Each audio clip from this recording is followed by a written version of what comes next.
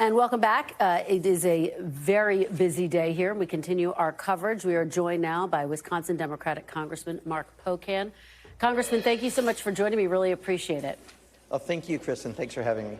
I have to start off just by getting your reaction to the news by President Trump that he's basically lowering those across-the-board tariffs to 10%. Did he make the right decision, Congressman? Well, he should have never made the decision to mess up the economy in the first place, but I'm glad at least someone talked sense into him, and we've got a little reprieve. But, you know, Donald Trump's not good for the economy. He's not good for working people. He's good for cutting taxes for rich folks, but for the rest of us, it's just been a pretty rough ride. You know, there's been a big back and forth over whether Congress can, in fact, play a role, try to halt or at least block President Trump's attempts to unilaterally impose tariffs. It seems like that effort has hit the pause button as well. Do you anticipate that there is enough support to get that passed? Well, the Republicans just voted on a rule that made it harder for us to be able to have a vote, to force a vote by members of Congress to try to take back the ability to have control on the tariffs from Donald Trump. So, unfortunately, literally, I just got off the floor, and that's what Republicans did. They gave him another set of keys rather than trying to stop him from these Trump tariffs that are taxing people in Wisconsin and across the country. You know, the president argues, look, he imposed these tough tariffs, and now he says 75 countries have come to him to negotiate trade deals. We should note the White House has not released a list of what those countries are, in fact. But, Congressman, if President Trump, at the end of the day, is able to say, look, I got all of these new trade deals, will it have been worth it, and will he have had a point? Well, a lot of people lost a lot of retirement savings. He created a lot of chaos for the market. I don't think at the end of the day you can say it was strategic. I always think of, you know, the debate when he didn't have a health care plan. He had a concept of a plan. I feel like that's all he ever has is concepts of plans, and we pay the price. And right now, you know, working class folks are the ones who are hurting.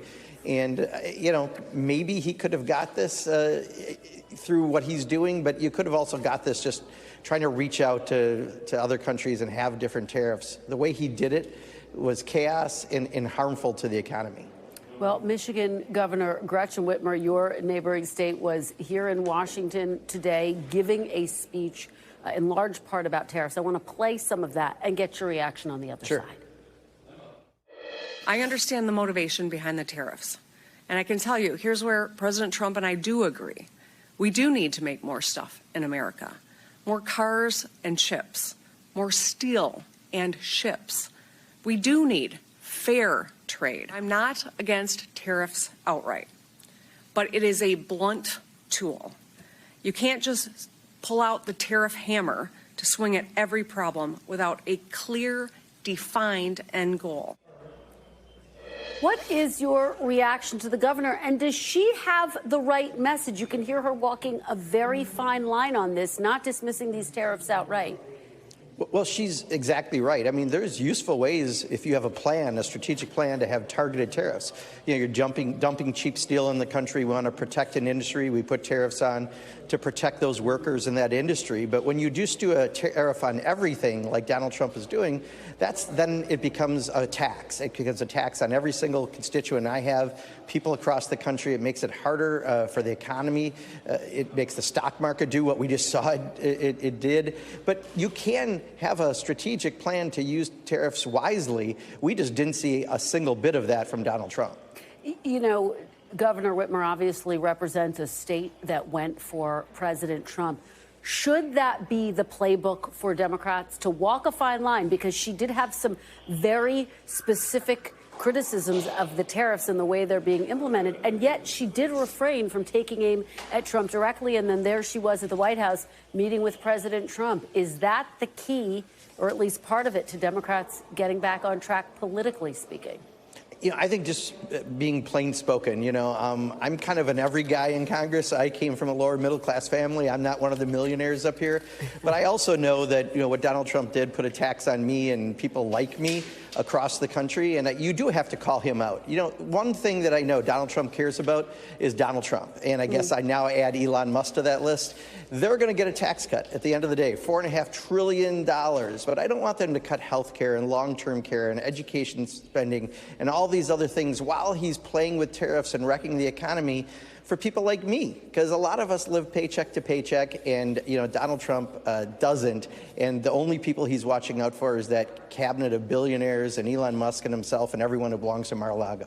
And of course, one of the big headlines today is that President Trump ramped up tariffs on China after China retaliated against the United States. Do you see this as a trade war, and how concerned are you about it?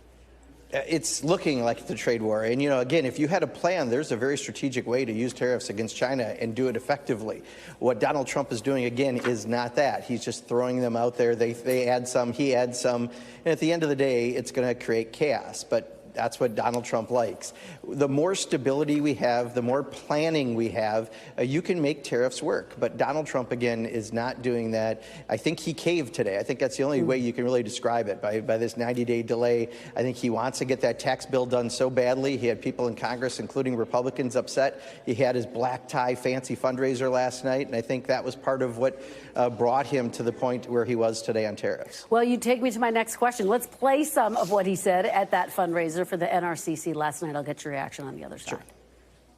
I'm proud to be the president for the workers, not the outsourcers. The president who stands up for Main Street, not Wall Street, who protects the middle class, not the political class, and who defends America, not trade cheaters all over the globe. They're trade cheaters. The message not too dissimilar from some of what we would hear from some of your progressive colleagues. What do you make of it? Yeah, but his plan is the opposite of what progressive colleagues actually would do when it comes to this. I mean, you know, we should have good trade policies, and we can have better trade policies, and I would love to see him do that. But what he's doing with tariffs is across the board. It's not targeted. It's not going to actually accomplish those goals. So he talks a good game, but at the end of the day, if you don't have a plan and a strategy, which he hasn't had, it turns out to hurt the stock market. It hurts the economy. It's, you know, making it tougher and raising costs for the average person. And, you know, the biggest thing he won on in November was the economy. People across the globe were paying more, you know, through inflation coming out of COVID.